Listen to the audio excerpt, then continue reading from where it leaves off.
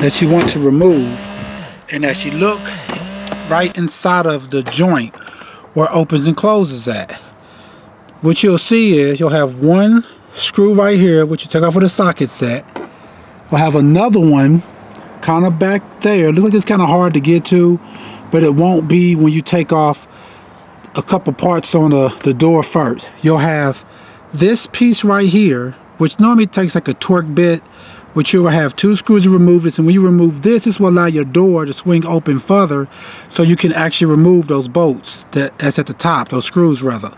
And then you'll also have another one right here with two screws, one right here and one right there. So to remove your door, what you got to do is take this screw out, remove this right here, which is actually like a brace that holds your door from swinging open too far, which just takes two torque bit screws are in it, and then remove your top screw and the bottom screw from this. And also you want to disconnect right here these things. These are nothing but what controls your windows, and I'm gonna do this now. And to disconnect these, you just spin out like that and it'll come loose. I have two, so I do both. I'm spinning towards the front of the car on this vehicle, and as you can see, those two lines came loose. These are actually what connects to your electrical panel in your vehicle. Now that I have that done, next thing I'm gonna do is disconnect this right here so my door can swing open further. Then you'll see how I get the other two screws. I'm gonna do that now. All right, I'm disconnecting these pieces right here. To do that, I'm just using a torque socket, and once I remove this, you'll notice that the door is already swinging open further. You'll notice now that the door can swing out much further than normal.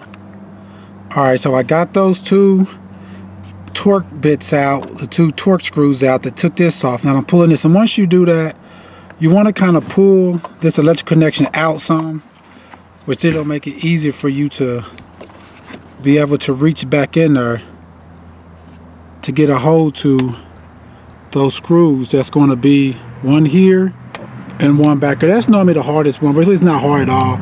It's just you want to move those out the way so you can get it out. I'm about to do that now. Alright, now I've used my socket set and I pretty much got that screw back there loose. It's pretty easy to get to.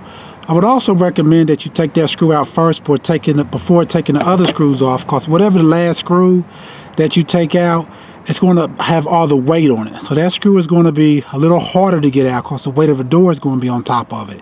So I would take this one out first, since it's kind of hard to reach. See how I loosened it now. I can actually spin it the rest of the way with my fingers. Alright, so I now have both screws taken out of the bottom hinge, this one and this one. I have the electrical connections unplugged or untwisted off. I've taken off the actual, I guess it's the joint or something that keeps it from opening up too far.